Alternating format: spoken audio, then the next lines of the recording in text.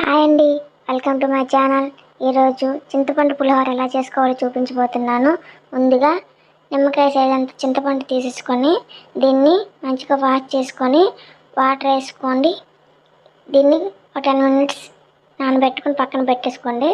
ఇప్పుడు 2 glasses rice తీసేసుకొని 3 times wash చేసి రైస్ మునిగేంత వాటర్ వేసేసుకొని ఈ రైస్ని స్టవ్ మీద పెట్టుకోండి.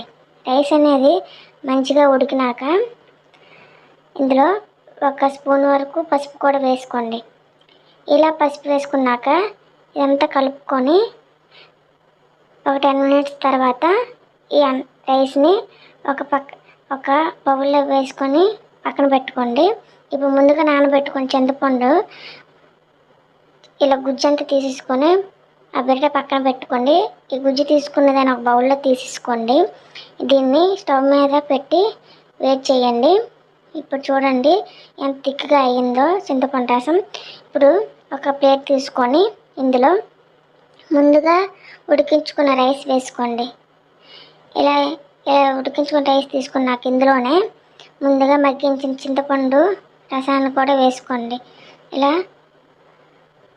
చింతపండు జ్యూస్ని వేసుకున్నాక ఇదంతా రైస్కి పట్టే విధంగా చూసుకోండి. ఇలా దీనిలోనే గుప్పుడు కరివేపాకు కూడా వేసుకుంటే పచ్చిది. ఇలా పచ్చిది వేసుకొని కలుపుకుంటే వాసన మంచిగా ఉంటుంది, రుచి కూడా బాగుంటుంది. వీటిని పక్కన పెట్టుకోండి. ఇప్పుడు పోపు కోసం స్టవ్ మీద కడాయి పెట్టుకోండి. ఒక 4 tablespoon వరకు ఆయిల్ వేసేసుకోండి. ఇలా ఆయిల్ వేసుకున్నాక ఆయిల్ వేడైనాక ఇందులో పల్లీలు అలాగే శనగపప్పు స్పూన్, మినప్పప్పు 1 స్పూన్ వేసుకోండి. వీటిని కొంచెం ఫ్రై అయినాక ఇందులోనే ఒక పిడుకుడు జీడిపప్పు కూడా వేసుకోండి. ఇవి కొంచెం లైట్ బ్రౌన్ కలర్లో వచ్చినాక సిమ్లో మాత్రమే దీన్ని ఫ్రై చేయండి. ఇలా మంచిగా ఫ్రై అయినాక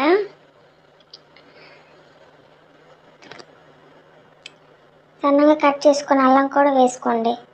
అల్లం వేసుకుంటే టేస్ట్ అనేది బాగుంటుంది. అలాగే సన్నగా కట్ చేసుకున్న పచ్చిమిర్చి అలాగే ఎండుమిర్చి కూడా వేసుకొని మీడియం ఫ్లేమ్లో ఒక 10 minutes ఫ్రై చేసుకోండి వీటన్నిటిని.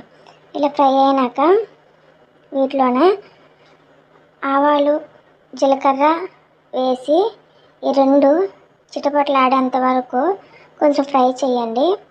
ఇవి కొంచెం ఫ్రై అయినాక వీటన్నిటిని మంచిగా 5 minutes ఫ్రై చేయండి. చూడండి చిటపటలాడినాక ఫ్రై అయినట్టే. ఇప్పుడు కరివేపాకు వేసేసుకోండి.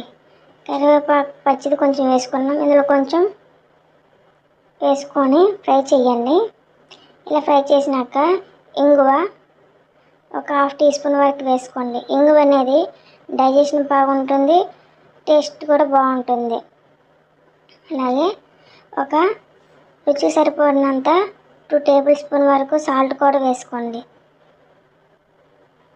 ఇలా సాల్ట్ వేసుకున్నాక ఇదంతా ఒక 5 minutes మాత్రమే సిమ్లో పెట్టి ఈ పోపుని ఫ్రై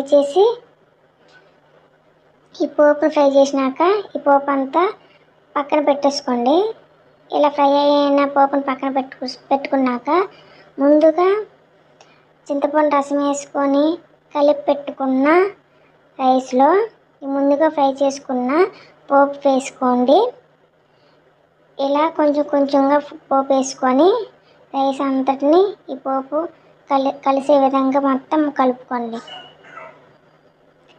ఇలా వేసుకున్న పోపుని మంచిగా కలుపుకున్నాక టేస్ట్ చూడండి ఎంత బాగుంటుందో. చింతపండు పులిహోరతో చేసిన